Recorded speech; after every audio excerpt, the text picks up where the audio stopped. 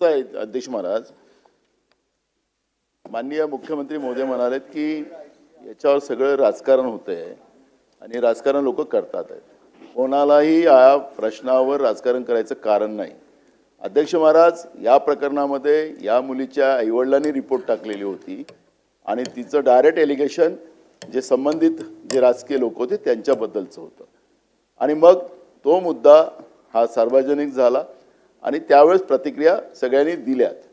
अध्यक्ष महाराज, हे एकच डॉक्टर प्रकरण, मी नाव घेत नाही त्यांचं, डॉक्टरचं जे प्रकरण झालं, अध्यक्ष महाराज स्वारगेटचं प्रकरण असेल, महाराष्ट्रामध्ये मोठ्या प्रमाणात होतात आहेत. तुम्ही लाडक्या बहिणीचं कोणालाच विरोध नाही आहे, तुम्ही योजना चालवता त्याचाही काही विरोध नाही. फक्त लाडक्या बहिणीचं खापर तुम्ही या योजनेला आम्ही देऊ शकत नाही कारण की लाडक्या बहिणीला आम्ही पैसे दिलेले आहेत, तुमचे मंत्रीच सांगतात, काय आम्ही नाही म्हणत. त्यामुळे तसं फोडू नका त्यांच्यावर. काही सगळ्या योजना, निराधारचे पैसे सुद्धा तुम्ही देत नाही आणि सांगतात की लाडक्या बहिणीमुळे देत नाही. त्यामुळे तसं खापर फोडू नका लाडक्या बहिणीवर, हे एवढंच आमचा आक्षेप आहे त्याच्यामध्ये. पण मी आपल्याला या निमित्ताने एवढं सांगतो की ही जी घटना आहे ही सातत्यानं महाराष्ट्रामध्ये या पद्धतीच्या घटना होतात आहेत. हे तुम्हालाही नाकारता येत नाही आणि आम्हालाही नाकारता येणार नाही.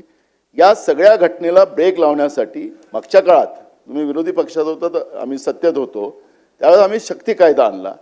माननीय राष्ट्रपती महोदयाकडे तो शक्ती कायदा आम्ही मान्यतेसाठी पाठवला. तुमचं सरकार आलं. या शक्ती कायद्याचं काय? या अशा गुन्हेगाराला आळा घालण्यासाठी सरकारची कडक भूमिका काय राहणार आहे? कारण की हे चाललेलं सिरियल आहे, हे थांबेल केव्हा हा प्रश्न आमचा आहे.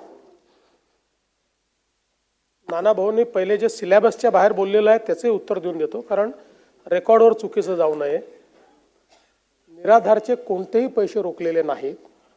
उलट आता व्यवस्था अशी केली आहे, पूर्वी निराधारचे पैसे कलेक्टरकडे, तिथनं खाली, आता थेट खात्यात देतो. आता फक्त ज्या लोकांचे KYC होऊ शकले नाहीत, प्रत्येक जिल्ह्याला सांगितलेलं आहे 10% लोक आहेत की ज्यांचे KYC अद्यापही झालेले नाहीत. जिल्हाधिकाऱ्यांना त्याचे टार्गेट दिलेले आहेत. ते KYC झाल्यानंतर अशी व्यवस्था केली आहे की निराधारचे पैसे हे 1 तारखेला त्यांच्या खात्यामध्ये जातील. आणि म्हणून हा सिलेबसच्या बाहेरचा प्रश्न असला तरी उगीच लोकांना वाटेल की आम्ही कुठले तरी हे पैसे थांबवलेले आहेत. दुसरं, आपण शक्ती कायद्याच्या संदर्भात सांगितलं. शक्ती कायद्याच्या संदर्भात तो कायदा आपल्याकडे परत आलेला आहे. शक्ती कायद्याच्या संदर्भात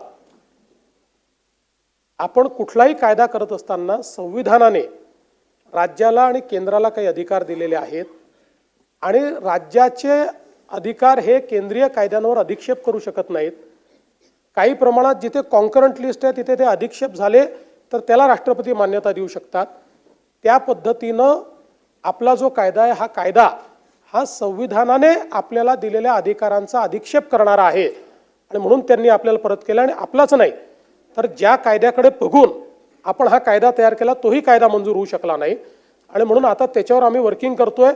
विशेषतः आता आपण जे शक्ती कायद्यामध्ये काही गोष्टी केल्या होत्या त्यातल्या काही गोष्टी या ऑलरेडी नवीन 3 कायदे आहेत त्या कायद्यांमध्ये आलेल्या आहेत. काही गोष्टी अशा आहेत की ज्या सुप्रीम कोर्टाने दिलेल्या रुलिंगमध्ये बसत नाहीत, तर त्या गोष्टी वगळून ज्या गोष्टी राहिलेल्या आहेत त्या गोष्टी आपल्याला कायद्यात कशा आणता येतील याच्यावर आम्ही आता प्रयत्न करतो. प्रश्न क्रमांक 2.